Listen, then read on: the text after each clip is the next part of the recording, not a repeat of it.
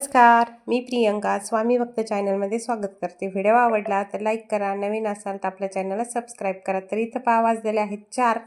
जेणेकरून तुम्ही सबस्क्राईब केलं तर माझे शेतातले, माझ्या घरातले क्लिनिंगचे व माझ्या बिझनेसचे व्हिडिओ तुम्हाला नक्की पाहायला भेटतील. तर इथं पहा 4 वाजता उठले, सगळं आवरून घेतलं, वेणी घातली आणि नंतर लागले स्वयंपाकाला. भरपूर सारे कामं रात्रीच आवरून ठेवलेले होते ताईंनो. तर इथं मटकीची भाजी बनवत आहे. आज जायचं आहे शेतात. कारण शेतात कशासाठी जायचं ते तर तुम्हाला समोर कळलंच.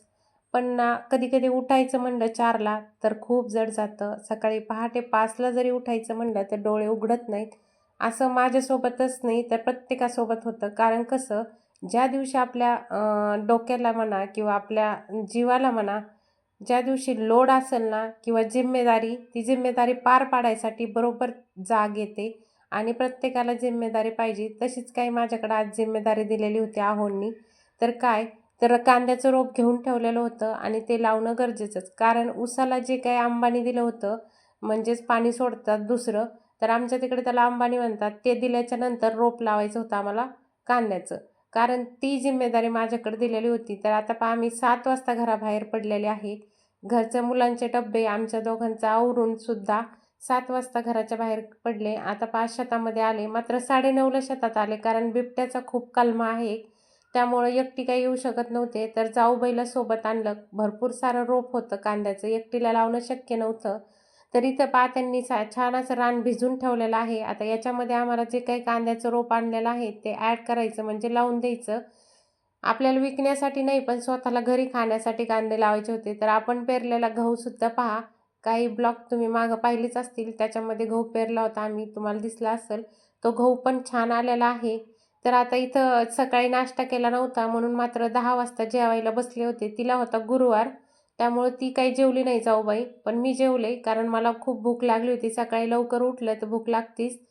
तर हे कांद्याचं बी भरपूर होतं आणि शेतात जवळपास 2-2.5 किलोमीटर शेत आहे.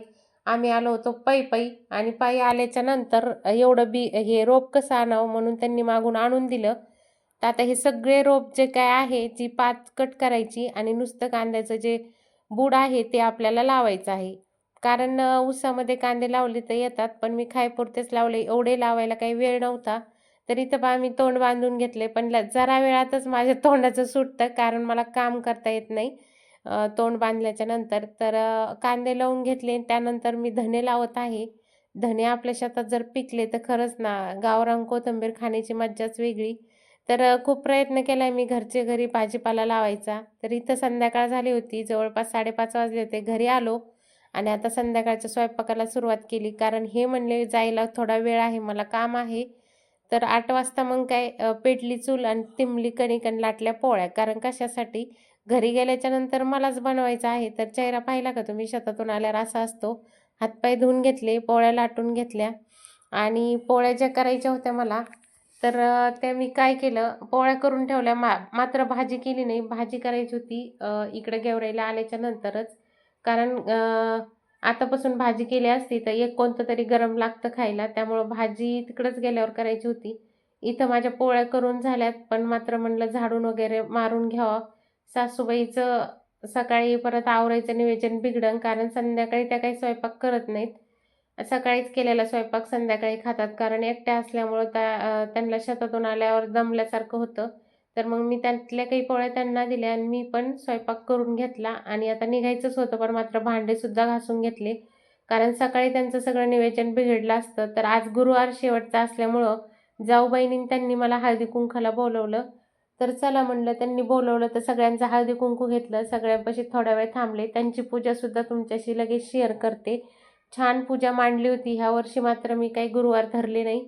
शक्यच नव्हतं कारण खूप धावपळ चालू असते. कधी शेतात, कधी बाहेर, तर कधी दुकानात. त्यामुळं खरं सांगते ते मी काही धरले नाही उपवास. तर असा होता आजचा व्हिडिओ. व्हिडिओ आवडला असेल तर नक्की लाईक करा आणि जिम्मेदारी असेल तर 101% जाग येते आणि जिम्मेदारी पार पाडायची असेल तर माइंडसुद्धा ऐकतो. तर चला शेतात जाऊन घरचं आवरून परत येऊन परत घरचं आवरून असं काही दिवस गेला. तर व्हिडिओ आवडला तर लाईक करा. श्री स्वामी समर्थ.